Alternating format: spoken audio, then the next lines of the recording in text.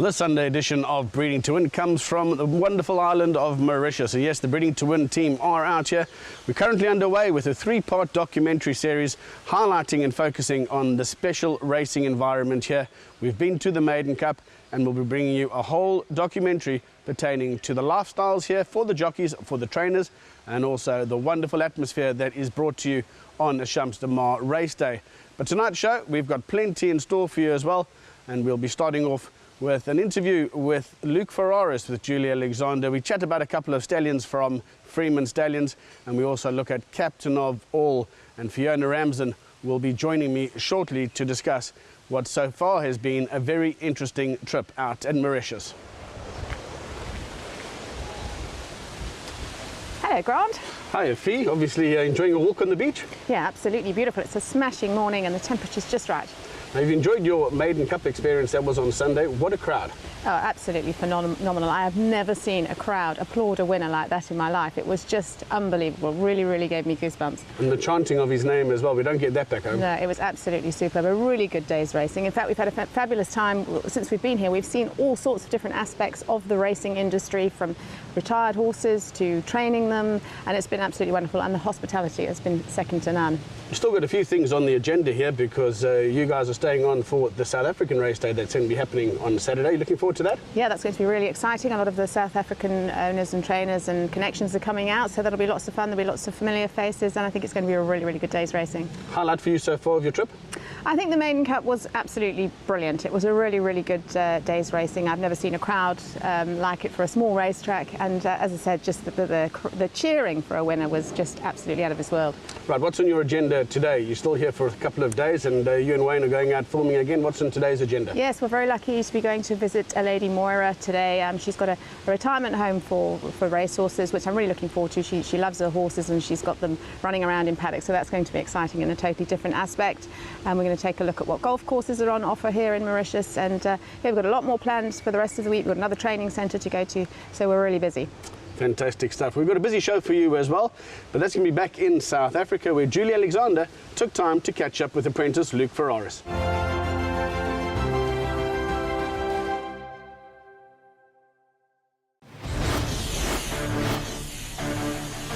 Minding hits the front in the 8th. Her 1,000 guineas success. Minding outclassed them. Architecture gallant in defeat.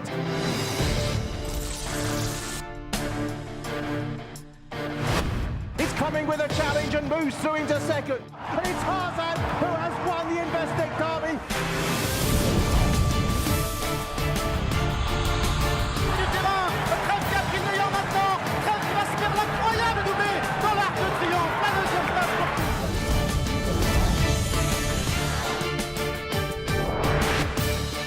A length and a half away. He's 2 lengths in front. Chrome turns to gold.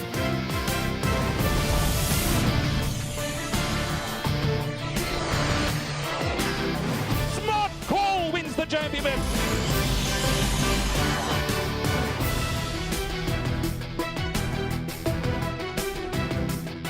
Absolute thriller going to the line. It's Durban, July.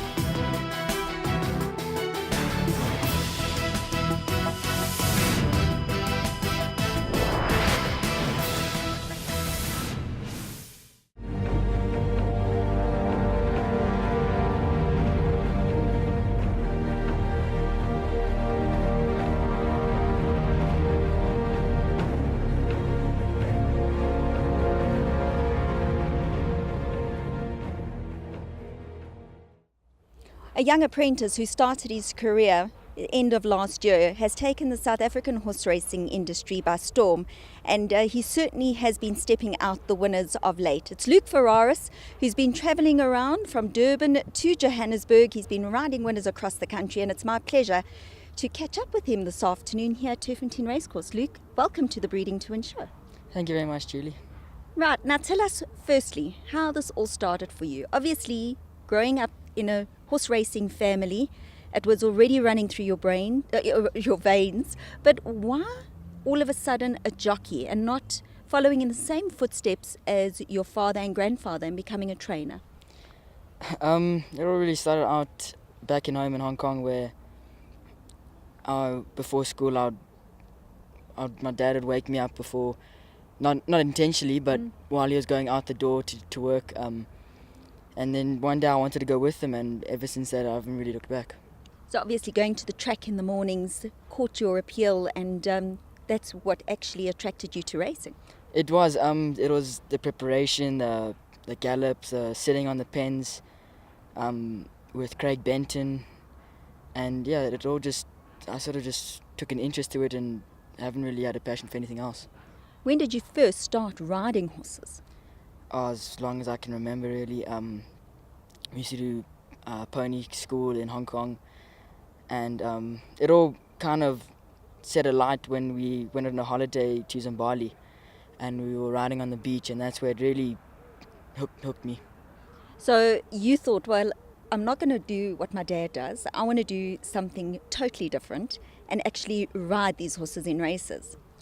Yeah, as I said, when we went on that holiday, I've always enjoyed riding them instead of standing watching them. And so when, there was two options, either being a jockey or a trainer, I decided to be a jockey. Well, it's South Africa. Why did you come back here to be an apprentice?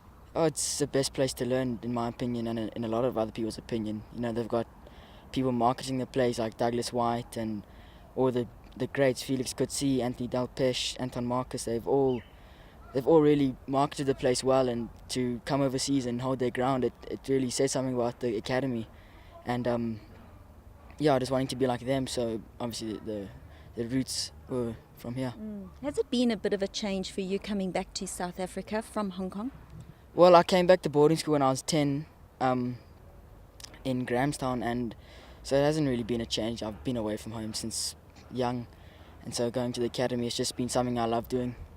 So you had your first ride, or at least your first set of colours on you at the end of last year in December, and pretty much you haven't looked back.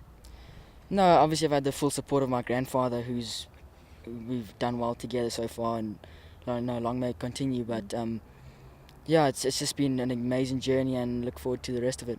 Do you find that there's added pressure riding for your family? No, I enjoy it much more.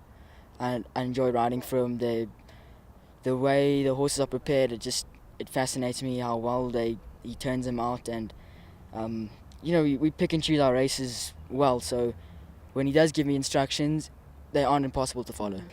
So this is how it started for you. You've kept your head pretty level at this stage for a 16-year-old. And hopefully, I know coming from a racing background, that's probably not going to change too much. But what are your goals, and what are you looking forward to with your career? Well, this coming season, I'd like to ride as many winners as I possibly can. I'd like to still come up here, even though the season's starting, and continue riding the winners, and see where it goes from there. Hopefully, be champion apprentice. That's the goal. Okay, and then obviously looking forward, obviously knowing what it's like riding in Hong Kong, seeing how good our South African jockeys have done there, would that be something you are aspiring to? It is. Obviously the ultimate goal is to go back to Hong Kong. It is a tough place to ride, the opportunities are scarce, but that would be the main goal. So that's the career of Luke Ferraris? Yes. That's the plan? That's the plan, yes. Something else has just recently happened, and at the beginning of September, you recently got a sponsor. Yes, Odyssey Steel is taking me on, which I'm very grateful for. They seem like a young, like a fun sponsor, and we're looking forward. Well, we're certainly looking forward to having you in the country for as long as possible, Luke. Thank you very much for joining us, and we'll be seeing you in the winners' enclosure, hopefully soon. Thank you.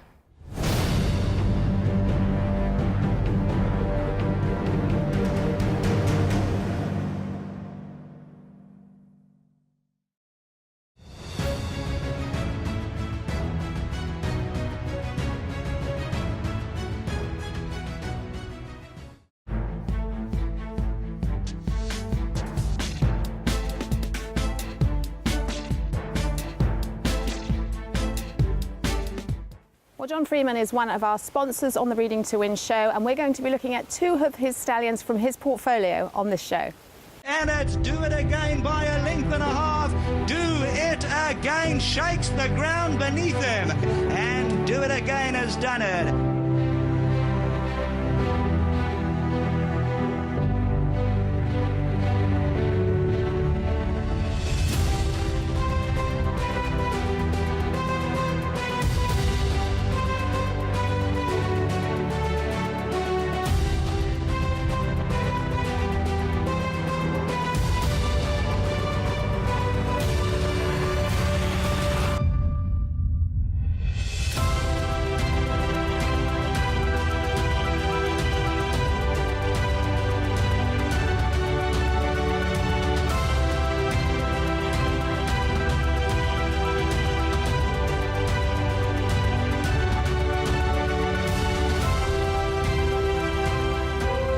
Twice Over joins a band of elite sires that have produced Durban July winners. He is the first sire in over 30 years to get a 3-year-old winner of the Durban July from his first crop. You have to go all the way back to the 1960s to find the likes of Colorado King and Naval Escort that fit that role. With only 1.5 crops racing, he is already the sire of 34 winners of 48 races and over 8 million rand in stakes earned. Over the last 100, but Do It Again takes it up, and it's Do It Again to win it. He is the leading second crop sire by stakes earned and by average earnings per runner. Twice Over, who was himself unbeaten in 2 starts at 2 years, got early 2-year-old winners like the seasonal Cape Breeders and KwaZulu-Natal Racing's champion 2-year-old Sand and Sea, winner of the Grade 1 gold medallion. And Sand and Sea comes exploding into action. Sand and Sea to win, easing up and going away. With the help of his other classic hopefuls Double Mint and Rock My Soul, Twice Over's own ability is very much in evidence. Twice Over stands at Klavervlei Stud as the property of a syndicate and is managed by Freeman Stallions.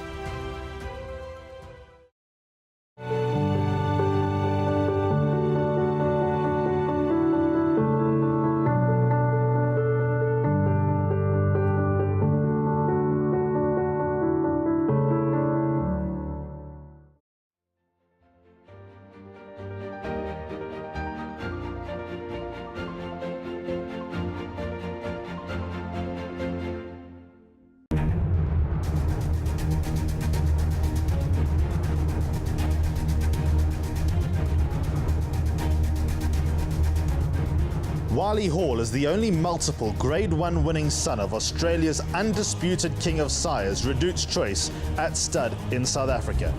He achieved a merit rating of 119.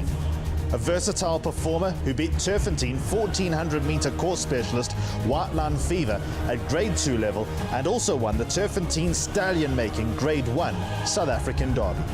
First passed the post in 3 Grade 1 races and earned a cheque in 6 Grade 1 races. He is a half-brother to champion sprinter, Absolute Champion, who beat Silent Witness, breaking his own track record in the highest-rated sprint performance in the world in 2006. He is also a 3-parts brother to Grade 1 Oaks winner, Anna Marto. Wiley Hall's striking hands and heels defeat of a high-class field in the Grade 1 South African Derby is especially significant because his race record combines speed and classic class. Wiley Hall, that comes together with Gothic as they pass the 200. Warhorse, here comes Talina, who's finishing strongly on the stand side. Wiley Hall is there. Gothic, Talina's on the outside, but it's Wiley Hall now coming to the lead into the closing stages from Gothic, and Wiley Hall has won the SA Derby. First past the post in the 2014 Vodacom Durban July, Wiley Hall was denied victory in the boardroom. Wiley Hall legislates now alongside. Wiley Hall legislate. Futurist flying on the inside. Here it comes. Wiley Hall perhaps ahead. Wiley Hall. He warmed up for the Grade 1 Champions Challenge with a fluent win in the Grade 2 Colorado King Stakes. Wiley Hall goes for home and he looks good for victory. Wiley Hall wins the Colorado King Stakes. And then he won the Grade 1 Premier's Champions Challenge in fine style.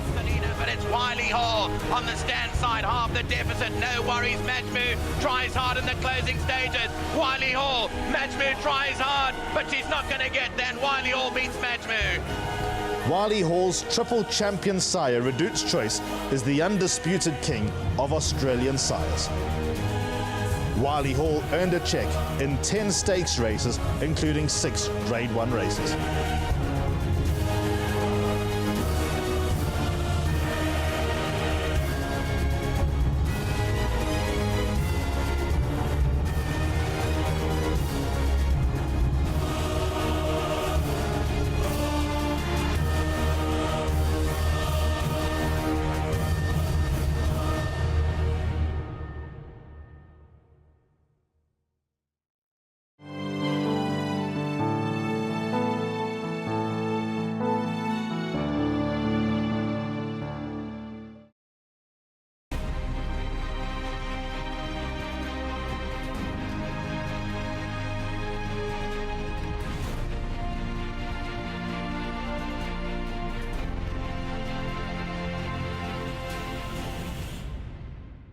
Carrying on the subject of stallions, with the very ill-fortunate demise of Captain Clairvlais are currently standing two of his sons. William Longsword comes to mind, and so too Captain of All.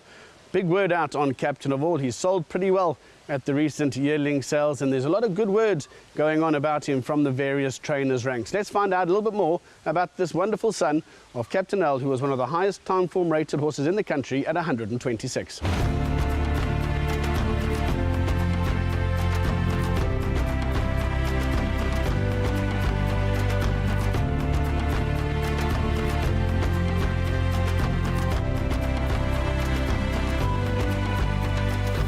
Captain of All, Captain L's first son to study at Clairvlais.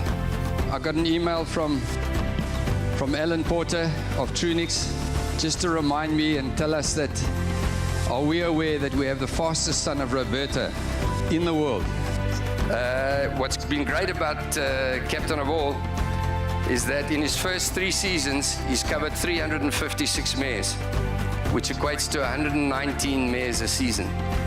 Now that, in anybody's book in South Africa, is really great numbers.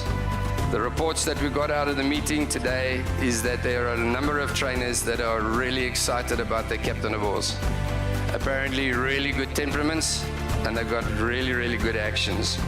And what we're really excited about is, although he's a horse with immense substance, he looks quite low on the ground. He's throwing horses with a lot of leg. And we believe that it's the English speed, this classic speed, that's coming through into his progeny. This horse was rated 126, the highest ever rating for a horse in South Africa by the NHRA. I have seen him quite a number of mares, and I must say I'm very impressed with the foals on the ground. Looking forward to another few being born now shortly. I must say they're quite leahy, and I really like them.